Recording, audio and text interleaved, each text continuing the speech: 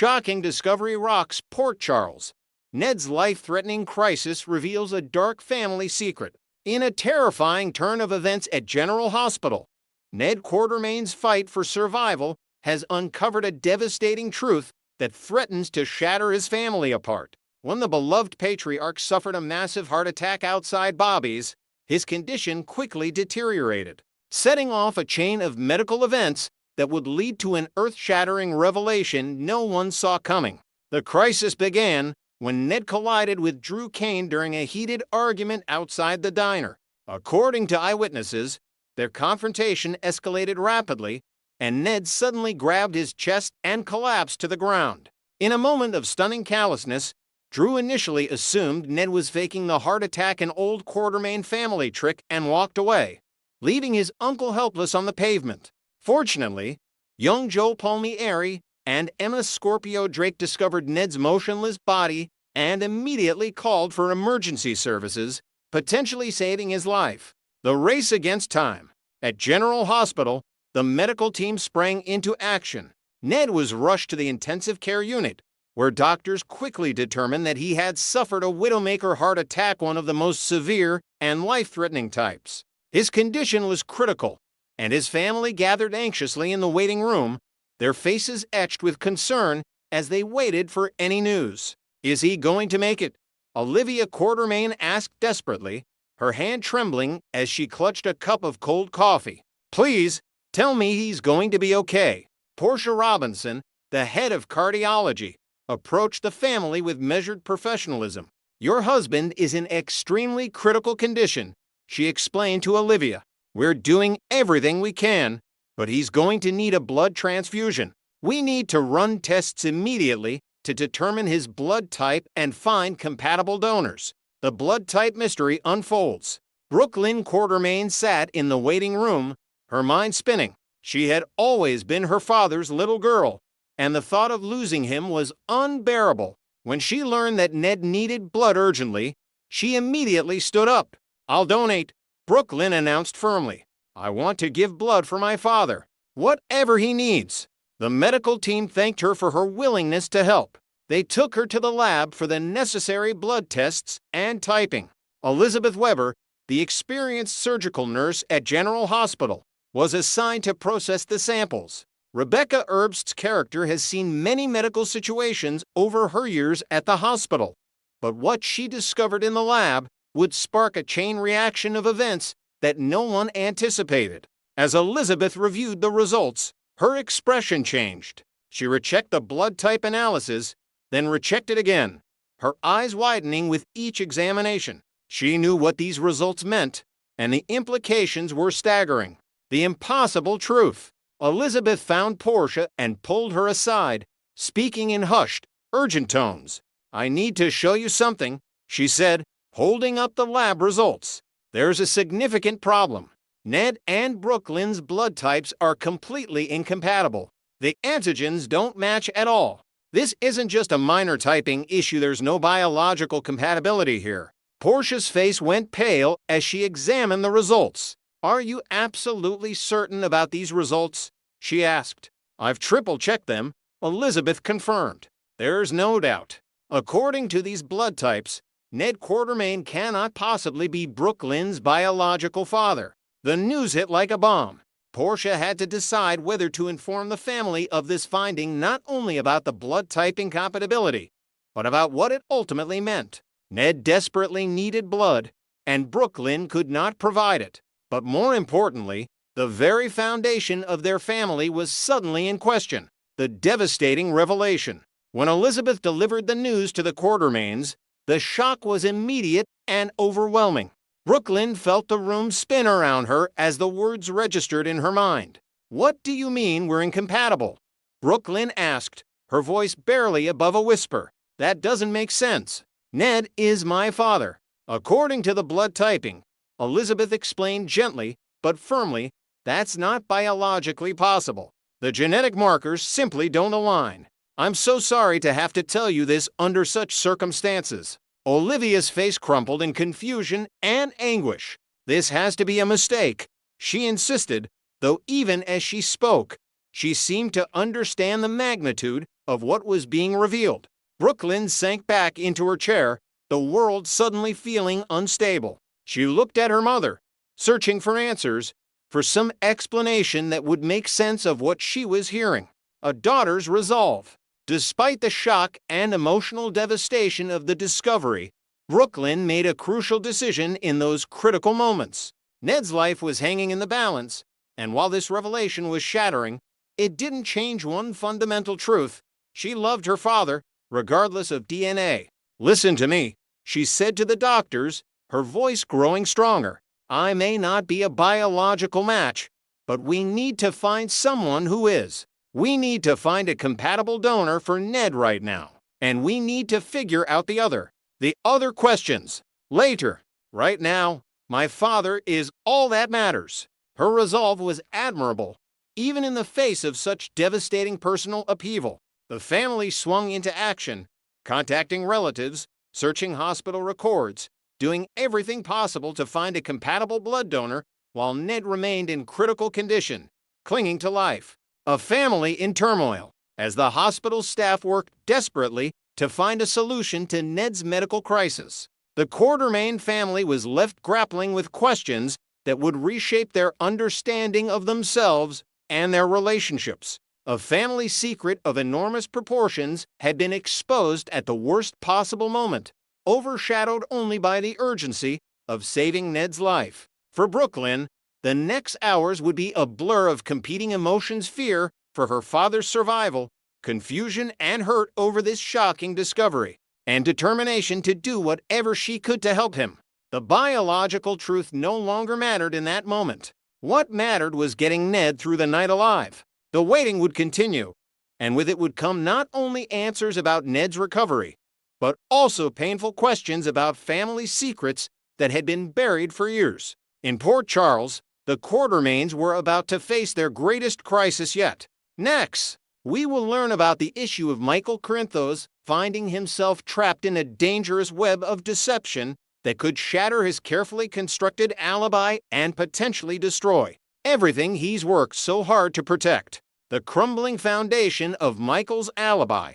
The situation surrounding Michael Corinthos has taken an increasingly ominous turn as new evidence suggests that Jacinda Bracken, the escort who has been serving as his alibi for the night of Drew Kane's shocking shooting, may not be telling the complete truth about her whereabouts during those critical hours. What initially appeared to be an airtight alibi is now showing significant cracks that could expose Michael to serious legal jeopardy and public humiliation. The wealthy Corinthos heir believed he had covered all his bases by securing Jacinda's testimony, but the reality of the situation may be far more complicated and treacherous than he ever imagined. This developing scandal threatens not only Michael's freedom, but also his reputation in Port Charles, where the Corinthos name still carries enormous weight despite years of controversy and criminal allegations. The timing couldn't be worse for Michael, who has been working tirelessly to distance himself from his family's mob connections and establish himself as a legitimate businessman worthy of respect in the community.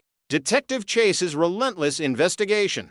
Harrison Chase, the dedicated and principled detective who has never been afraid to pursue justice regardless of who might be implicated, has been methodically building a case that could completely unravel Michael's defense strategy. Chase's investigative instincts have led him down a path that suggests Jacinda was actually entertaining another client during the very time frame when she claims to have been exclusively with Michael in her hotel room.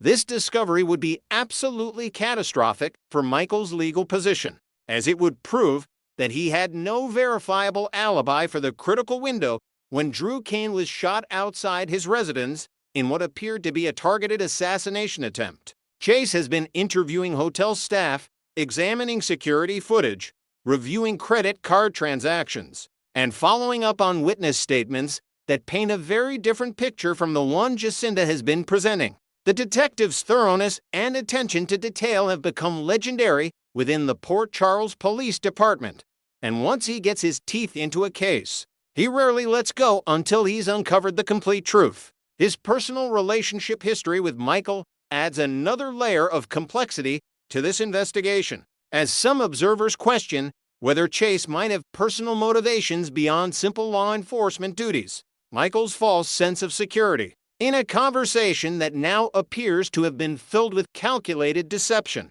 Michael directly confronted Jacinda and asked her point-blank whether anyone could potentially dispute their story about being together throughout the entire evening in question. Jacinda responded with what seemed like genuine reassurance, looking Michael straight in the eye and asserting that she had remained completely alone in her hotel room after he departed, with no other visitors or witnesses who could contradict their timeline. Michael accepted this explanation without significant skepticism, apparently believing that his substantial payment and their business arrangement would ensure Jacinda's loyalty and honesty. This display of confidence may prove to be Michael's downfall, as he's been walking around Port Charles with an air of smugness that has irritated both law enforcement officials and members of his own family who worry about his judgment. The young Corinthos has been attending business meetings, making public appearances, and even engaging in confrontations with rivals, all while apparently convinced that his alibi is unshakable. However, those who know the soap opera landscape of Port Charles understand that overconfidence almost always precedes a devastating fall. And Michael may be about to learn this lesson in the most painful way possible. The Ezra Boyle connection deepens. From the very first moment that Jacinda Bracken appeared in Port Charles, perceptive viewers noticed the obvious familiarity between her and Ezra Boyle, the ambitious political operative who has been positioning himself as a serious challenger to Mayor Laura Collins. The body language, the knowing glances, and the comfortable rapport between them suggested a relationship that extended far beyond casual acquaintance. Now that Ezra has returned to prominence in the Port Charles political scene, participating in contentious mayoral debates and launching aggressive campaign attacks against Laura's long-standing administration, his connection to Jacinda has taken on much greater significance. Multiple sources within the storyline suggest that Ezra was actually the mysterious client who occupied Jacinda's time on the night of the shooting, creating a timeline that would completely invalidate Michael's alibi and leave him exposed to criminal prosecution. This revelation would explain why Jacinda has been so evasive and nervous whenever questioned about specific details of that evening, and why she's been carefully avoiding any statements that could be easily verified or disproven. The writers have been laying careful groundwork for this twist, dropping subtle hints and clues that only make sense when viewed through the lens of this hidden connection between Ezra and Jacinda. Political ambitions and dangerous secrets. Ezra Boyle's political aspiration create a powerful motivation for keeping his relationship with Jacinda absolutely secret from the voting public and the media that covers Port Charles politics. As someone attempting to unseat a popular and respected mayor like Laura Collins, Ezra cannot afford even a whisper of scandal involving paid escorts, especially not one who has already been publicly linked to the shocking controversy surrounding Congressman Drew Kane. The optics of such a revelation would be absolutely devastating to his campaign, destroying his carefully cultivated image as a reform-minded outsider who represents traditional values and political integrity. Political opponents would seize upon this information with ruthless efficiency, using it to paint Ezra as a hypocrite who lectures others about morality while secretly engaging in behavior that many voters would find objectionable. The connection becomes even more problematic given Jacinda's involvement in the Drew Kane scandal, which received extensive media coverage and turned her into something of a notorious figure in Port Charles society. Being associated with someone who had already brought down one powerful man would raise questions about his judgment and character that could prove impossible to overcome in a competitive election. The price of silence. Given the extraordinarily high stakes involved for his political career and personal reputation, Ezra almost certainly took aggressive steps to ensure that Jacinda would never reveal their encounter on the night of Drew's shooting. The most likely scenario involves a substantial cash payment, probably far exceeding Jacinda's normal rates, combined with explicit and potentially threatening warnings about the consequences of disclosure. Ezra strikes viewers as someone capable of playing hardball when necessary, and he would have made absolutely certain that Jacinda understood the serious ramifications of betraying his confidence. These threats might have included references to legal action, damage to her business reputation within her professional circles, or even hints of more direct and personal consequences. Ezra has demonstrated throughout his appearances that he possesses both the resources and the ruthlessness to protect his interests when they're threatened. Jacinda, caught between Michael's expectations and Ezra's demands, finds herself in an impossibly difficult position where any revelation of the truth could bring retaliation from powerful men who are accustomed to getting what they want. This precarious balancing act explains her nervous behavior and carefully worded statements that technically avoid direct lies while still misleading Michael about the true situation. The trap closes around Michael. The accumulation of all these factors suggests that General Hospital's writers are deliberately positioning Michael Corinthos for a major storyline crisis that will test his character and force him to confront the consequences of his choices. Michael's increasingly smug demeanor and his apparent certainty that he's outsmarted the investigation represent classic soap opera foreshadowing of an impending disaster. The show has been methodically building toward a moment when all of Michael's assumptions will be proven wrong and his supposedly bulletproof alibi will disintegrate under scrutiny. When Detective Chase finally uncovers proof that Jacinda was with Ezra during the crucial time frame, Michael's entire defense will collapse like a house of cards. The prosecution will then be able to establish that Michael had both motive and opportunity to shoot Drew Kane, particularly given that Michael drove to Drew's residence that very evening in what he claimed was an attempt at confrontation and reconciliation. Security cameras, neighbor witnesses, and phone records will all support the timeline that places Michael near the scene during the shooting window.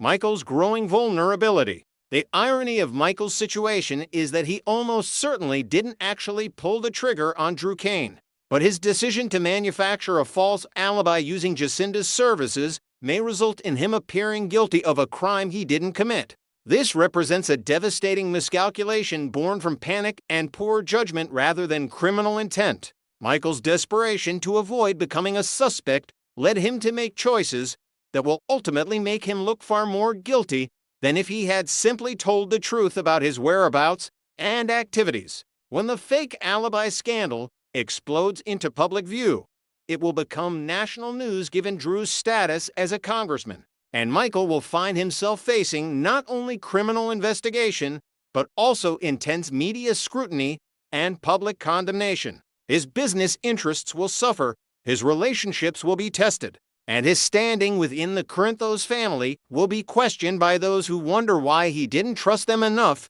to seek their help through legitimate means. The inevitable reckoning. As this storyline races toward its climax, General Hospital spoilers strongly suggest that Michael Corinthos will soon have powerful reasons to regret his decision to place his trust in Jacinda Bracken and his failure to anticipate the complex web of conflicting interests that would ultimately betray him.